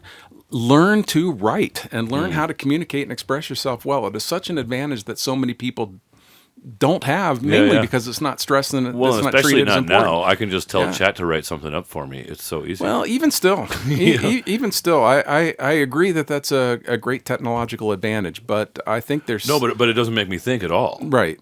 Well, That's the challenge. And I think readers will recognize the difference. Yeah, for sure. And I find when I ask AI to write give me the first draft, and I say in the language of Bob Schaffer, right. And it goes and finds it from all my old floor speeches Sure. and everything else I've ever done. It the quality of it is I'm sure it's more along the lines of what I want and what I'm looking for. And there's so much of it out there because I could write well. Sure. Yeah. No. I've written a once a month blog for 8 years now, and so there's a lot of data out there, right? bet, It can write in my style. My style is very much kind of what it is. Sure. So anyway, I wanted to ask about actually when I first met you. I was a banker, and I met you in the context of your wife, I believe, having started a margarita business. That's right. When did that come along? And what was the story of that? So Coyote Golden Margaritas was born somewhere around, I want to say 1994. Oh wow! Okay, so that maybe goes back farther maybe than I 96. realized. Okay, maybe 96. It didn't really explode until later. No, it didn't. I tell you, it really took off in Colorado, and then they were in several other states. Okay. Going back to NCR Microelectronics, the guy who hired her, Randy Zwedzig, is in town still. I know that guy, you know too. Randy? Yeah. Randy and Maureen were co-workers at NCR, and they joined forces to start Coyote Golden Margaritas. No. Katie Zwedzig? Katie Zwedzig's husband, yeah. Okay. Yeah, I know her. Yeah. I don't really. I've met Randy at Matthew's House events, I believe. Yeah. Well, so something. they started Coyote Golden, and Maureen worked on that full time. And so, as I say, they were in several states, but it took off and was growing in Colorado. And so they decided to just focus on Colorado, and that's when the products just started selling at an exponential rate in the state, to the point where 2 years ago they sold the company. Oh, they did? To a manufacturer out of Michigan. Okay. And it's still a hot product in Colorado, and Maureen still is involved in it just a little bit. Okay. But it's no longer that company no longer belongs to Maureen and Randy. Sure. Yeah. Well, I guess that was a successful entrepreneurial journey. Absolutely. Anyway. Well, it was a great adventure, great product. People love it and still do. And but I get my wife's time back. Well, and you like you told me you never have drank. Well, I've sipped it to taste it. Okay, so I was going to say you weren't that much use alcohol. in the margarita development. For me, it's just an interesting thing. I just don't like it.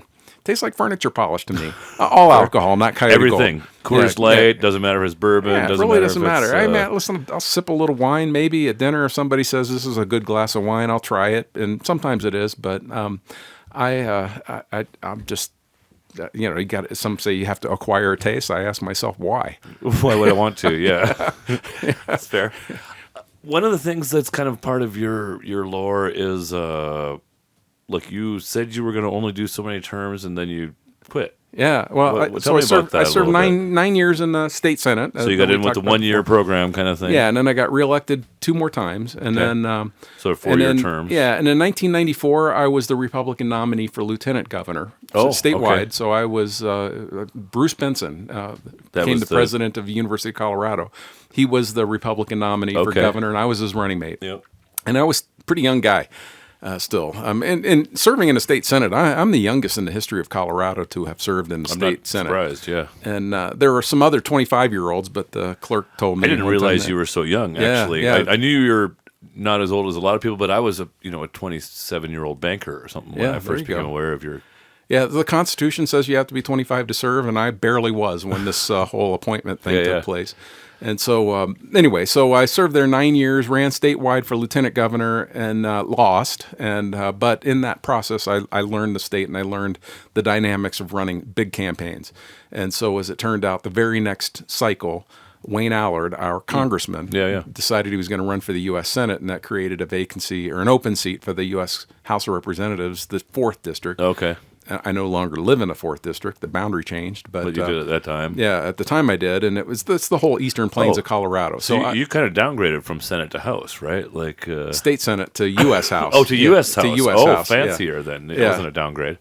Well, maybe it is. Was it- I tell me think, about I think that. the state is the higher priority, if you ask me. Yeah. And, Well, and that's kind of my message to people too: is keep your focus local. Yeah. Like, don't worry so much about what Trump's doing and what's Right. going on here and what's going on there. Pay attention to what you can actually impact here, right where you are. Yeah, that's right. No, you could put far more points on the board at the state capitol than you can as a member of the U.S. House or the U.S. Senate. I'm convinced. No, those still are important jobs, and we need So how long were you in the U.S. more constituents. 3 terms. So Okay. at the time I ran in 1996 for the U.S. House, term limits was a big. It was very popular. Okay. The voters had just voted for term limits for members of Congress. But the Supreme Court threw it out. So I was right. running that very next year. And so imagine all these farmers and ranchers that I represented as I was campaigning would say, all right, well, we voted one way, and I know the courts threw our opinion out, but who are you going to stick with when So you you get pledged elected? to- And I'm like, 6 years is if the voters, and I agreed with that, by the way. I'm in favor of term limits for sure. members of the U.S. Congress. Well, And- because the Virginia creeper just grows on Yes, everybody. Like, it doesn't matter how well, clean your soul is. If you get to Washington for too the long, seniority it's going to process, dirty you up. yeah, the seniority process is the core source of corruption in D.C. Yep. Now, there's something to be said about institutional knowledge and all that you lose. You do trade one set of problems for a different set of problems, but in my experience, both at the state capitol, because I was there before we had term limits in the state, and in Congress where there has never been term limits. Term limits solves more problems than it creates, in my estimation. And so those who have What was that expression you used to describe that? it creates more problems. No, than, but the previous. replaces one set of problems with another. Maybe? No, the problem that lack of term limits creates, like that it is the institutionalized core. kind of corruption. It is the core of congressional corruption. Yeah. It really is because that seniority thing. Yeah, Ultimately. Yes, thank you. So seniority is it drives everything Right. back there. It's committee hirings. It's all these kind of things, but it's corruptive. Yeah, when I was a state legislator, look, I was the chairman of the Senate Finance Committee, still in my 20s, and I go to Washington, and you look down the table of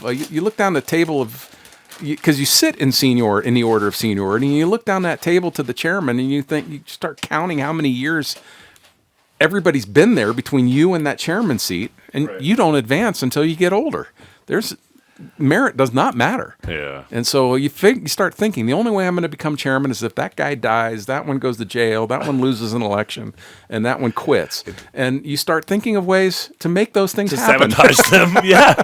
No, that's crazy. When you have bad incentives, you have bad outcomes. Yeah. Well, I took a voluntary term limits pledge and knew I was going to leave in 6 years. And so I knew I'd never be chairman of anything. And then...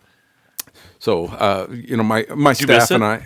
Did you miss it? I got invited to go back just last week to go speak at a panel at the U.S. Department of Treasury on federal. So you stayed involved. Yeah, education freedom tax credit. Oh, so perfect. I'm still I still got my old friends and still get called back into it from time to time. But I tried to get back. In 2008, I ran for the U.S. Senate, got trounced by Mark Udall.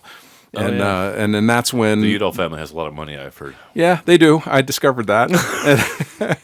And Mark's a nice guy, and so I wish I'd have won. I absolutely do. But that created.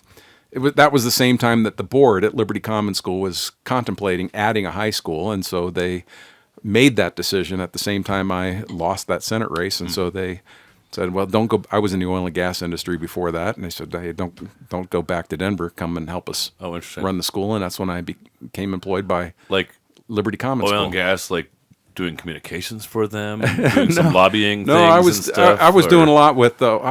My job title was director of or vice president for business development. Oh, and my job title or my job duties was almost everything that didn't fit in somebody else's job title. So I did a lot of we got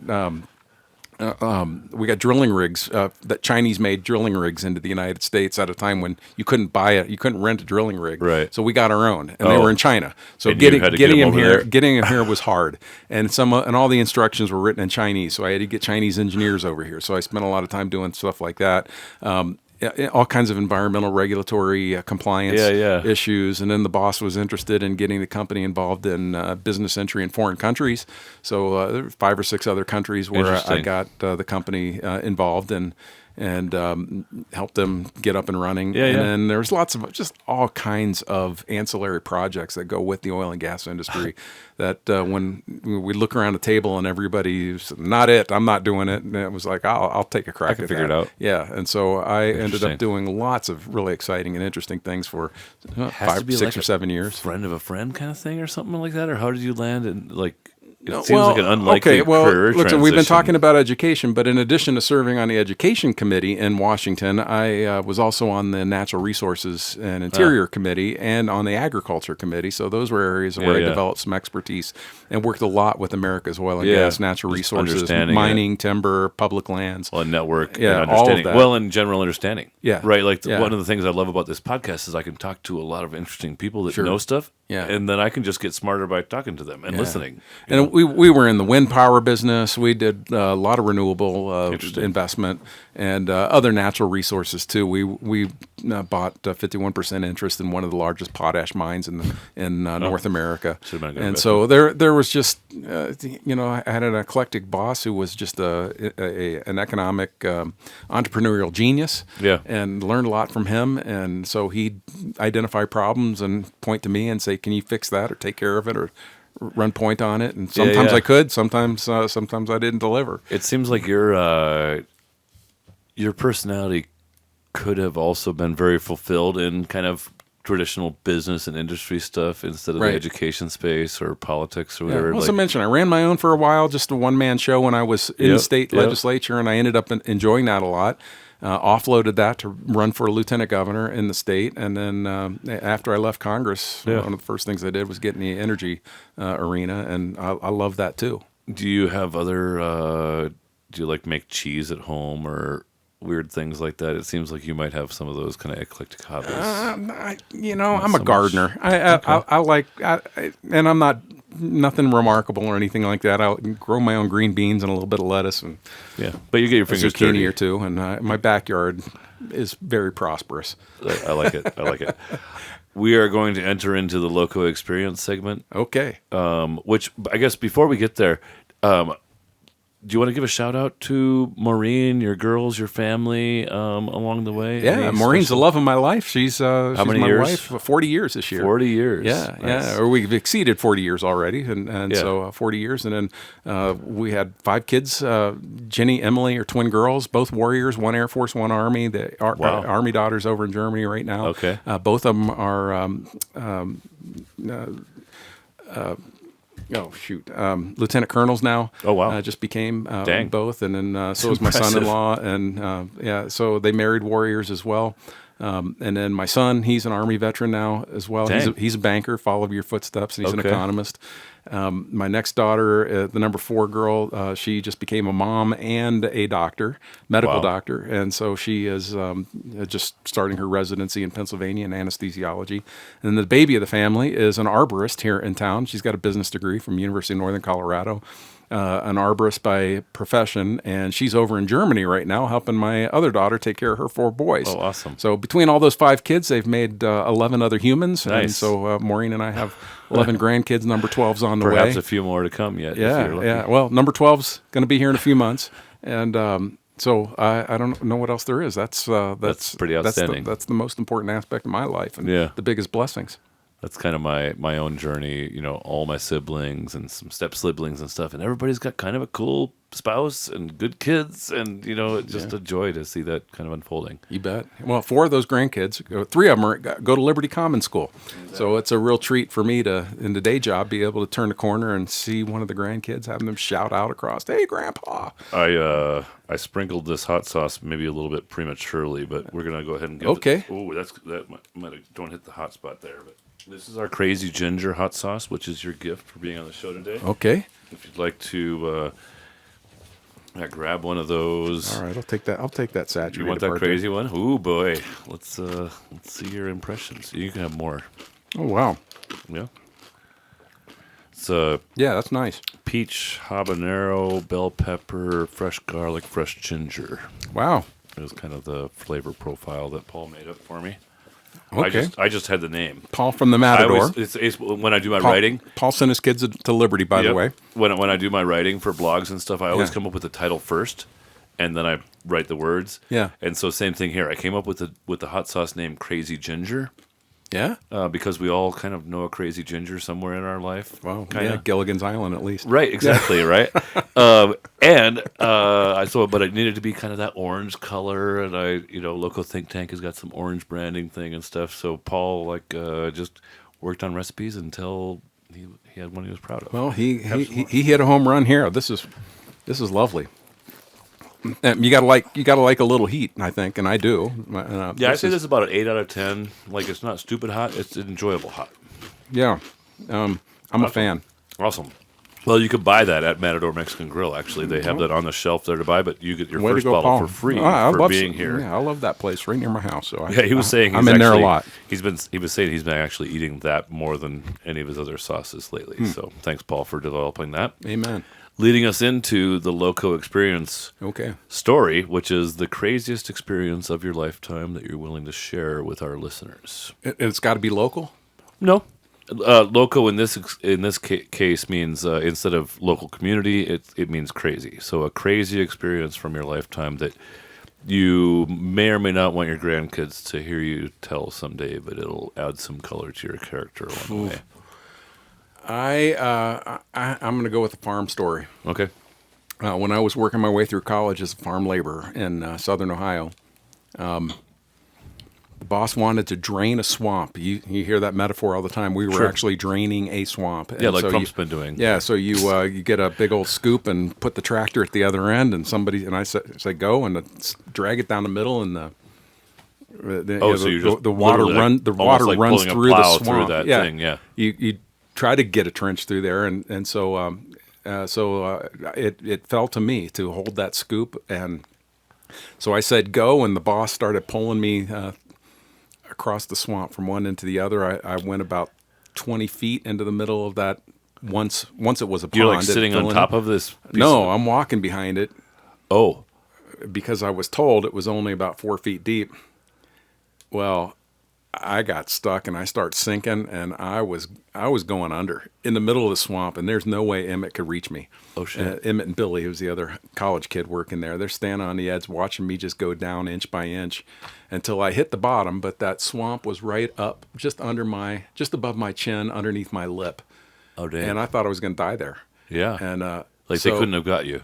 Then they didn't have the gear or the equipment or anything Right. to get me. So they say, just hold on. And I watched that tractor go up over the hill in plow gear, over the hill, over to the barn. They came back with some big old sheets of plywood and some ropes and stuff to pull me out. And there I was in the swamp. Every horsefly in southern Ohio figured out my location. Landed on your face. Those things were just dive bombing me and eating holes in me. And you're literally like up to your... Yeah, so I'm slapping these horseflies. Of course, now my face is covered with mud and blood from these things, and it's hot and muggy, and I literally thought I'm going to die. So I did lots of praying and bargaining and promising, to the Almighty. And like 20, 30 minutes later, these guys come back and laid plywood out on the muck, and like trying to get your dog out of ice. Got their way out there a little way, but they still couldn't reach me. Threw some ropes out and eventually pulled me sideways and drug me out. My boots are still at the bottom of that swamp. They came off, and I think my pants did too. And if I remember, didn't matter. And I didn't care. I was just out of there. Wow. Got my life back. And that little episode, strange thing when you are convinced you're going to die and have some time to contemplate it gives you a perspective that, one, I'll never forget, and two, it just recenters things. I was probably 19, 20 years old at that point in time, and that little episode had a huge impact on me to this day. I don't doubt it at all. Do you think, like, not to get deeper, but like, how do you think it changed you specifically? Well, one, I think I take things more seriously than I did before. You were kind of whimsical before-ish or something. Maybe. I mean, I was never out of control as a kid or anything like that. Sure. I was not a troubled youth or never, as mentioned this alcohol.